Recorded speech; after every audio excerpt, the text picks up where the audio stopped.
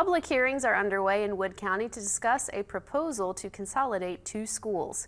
Wood County Schools has a plan to close Fairplains and Van Devender and send those students to 3 other schools in the district. Superintendent Willis says the Board of Education will be voting on the proposal on Thursday, October 24th. The plan would be placed on the West Virginia State Board of Education agenda in December if it passes. Students at these schools have the option to transfer to Jackson Middle School or Hamilton Middle School for Van Devender under the plan. Students at Fairplains would go to Martin Elementary.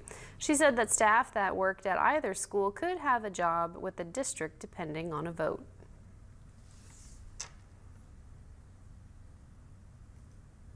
There are some personnel reductions, and our faculty senate in our county in December will vote.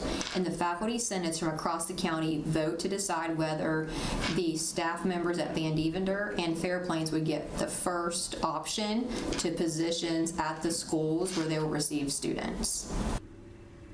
More public meetings are planned on Wednesday and Thursday for people to hear about the proposals. She said that if anyone has questions about the potential closures, the Wood County Board of Education has copies at the central office with details.